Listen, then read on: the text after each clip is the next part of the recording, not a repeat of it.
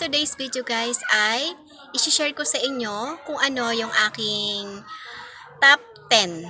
Top 10 na dagdag stocks ngayong malapit ng magtag-ulan. Kasi 'di ba June na, madalas na pumatak yung ulan, madalas na umulan kahit minsan wala namang bagyo.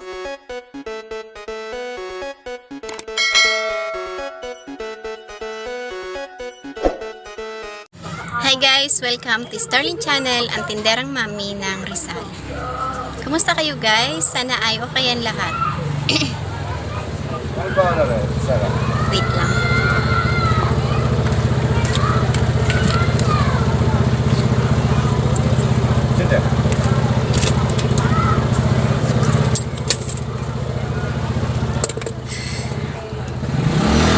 So yun na nga, mag-umpisa pala ako mag-film ay ayun, nakat na kaagad ang aking pagpipilm. Ganito talaga guys sa tindahan. Lalo ngayon, medyo, pag gantong oras, medyo dumadami na naman ang mamimili. Kanina pa dapat ito nagawa ko, kaya lang, dahil nga sa nangyari kanina,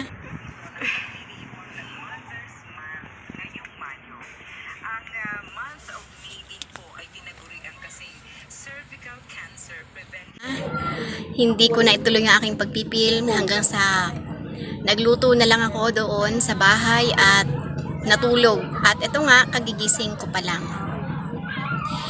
So, for today's video guys ay i-share ko sa inyo kung ano yung aking top 10. Top 10 na dagdag stocks ngayong malapit ng magtag-ulan. Kasi 'di ba June na, madalas na pumatak yung ulan, madalas na umulan kahit minsan wala namang bagyo.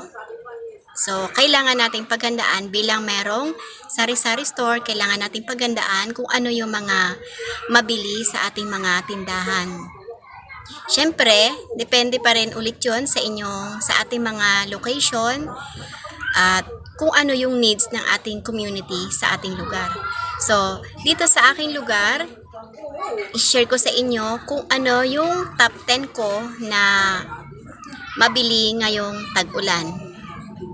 So, unahin na natin, number 1 ay yung aking bigas. Kailangan meron tayong bigas na stocks ngayong tag-ulan kasi karamihan dito sa aking mga kapitbahay, minsan tamad na nga sila maglalabas pag ganyang maulan.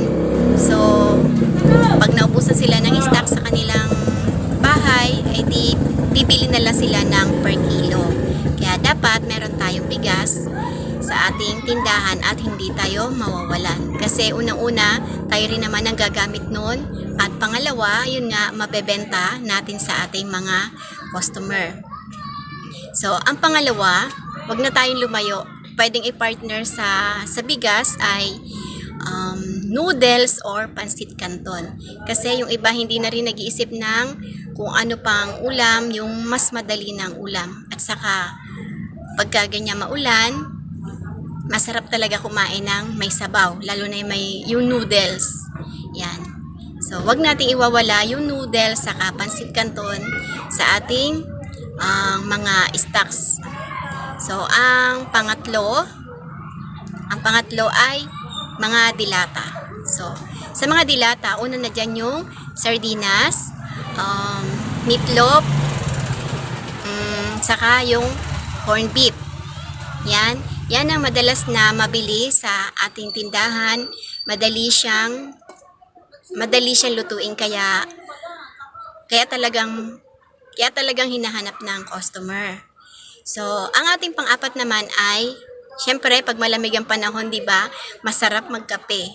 So, dapat meron tayong stock na kape. Kung ano yung mga mabili sa ating tindahan, yun lang ating bilhin guys para hindi ma-stock ang ating paninda, para mabilis na umikot ang ating puhunan. Syempre, yung tinapay, partneran natin ng Syempre, yung kape ay partneran natin ng tinapay o kaya biskwit. Yan, dapat meron din tayo niyan. So, ang sumunod ay dapat meron tayong tuyo. Yan, di ba? Masarap kumain ng tuyo, lalo pagka ganyang maulan. Talaga naman, ang napapalakas ako ng kain pagka ganun guys. Tapos lalo pagka mainit pa yung kanin. Masarap talaga ng tuyo. Tapos ang sinasawsaw ko dun ay suka na may sili. Pinipisa ko yung sili para mas ganahan tayo sa pagkain. So, ang sumunod ay pinakunod sa aking listahan, nagawa ko ng kodigo. So, etong sumunod natin ay itlog. Ayan. Ang itlog naman ay anytime naman, wala yung pinipiling panahon. Talagang yan ay mabili, mabenta. Pero, dahil nga sa pero pag tag-ulan, mas mabili yan guys. Kasi, yun nga yung mga madadaling lutuin na mga madaling lutuin kaya nagiging mabili lalo na pag tag-ulan. At yung sumunod naman natin, pampito ay mantika. Siyempre, dapat lagi tayo may mantika kasi siyempre magpiprito sila ng tuyo, magpiprito sila ng itlog, hotdog, ganon.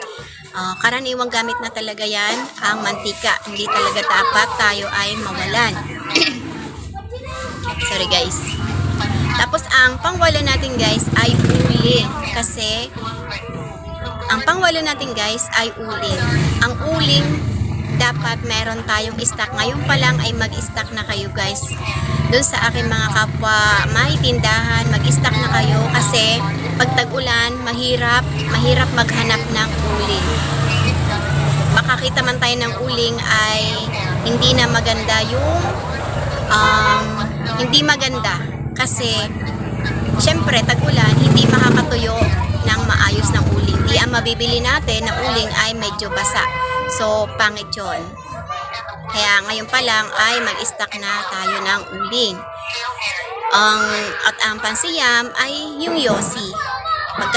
Pagka malamig ang panahon, mas napapansin ko, mas nagiging mabili yung yosi pagka malamig ang panahon.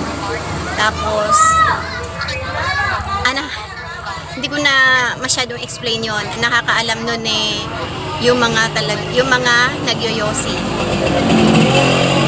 So, ang aking number 10 naman ay alak. Siyempre, pag malamig ang panahon, mas kailangan din nila ng pampainit ng katawan.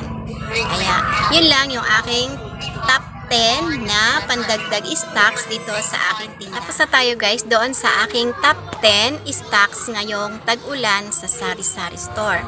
I-share ko naman sa inyo yung iba ko pang ginawa kanina.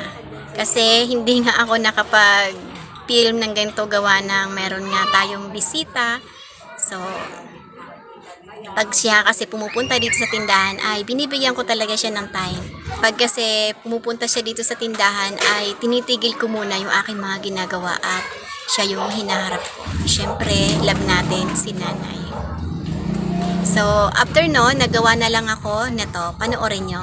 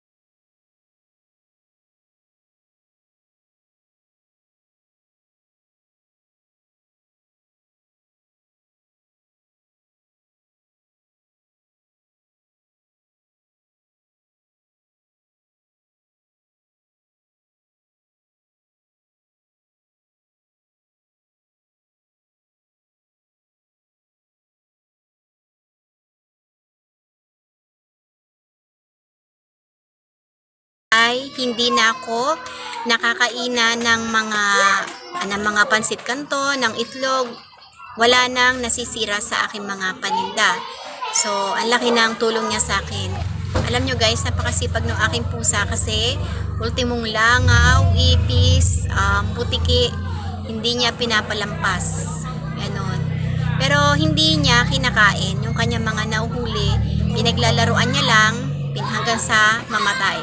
That's all for today guys.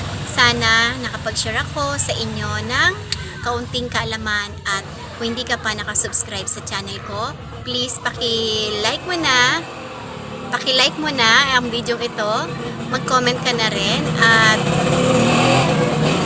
kung hindi ka pa nakasubscribe ay mag-subscribe ka na. Paki-click mo na rin yung notification bell para updated ka sa mga susunod kong video at para lagi tayong magkita-kita. So, thank you so much for watching. God bless us all.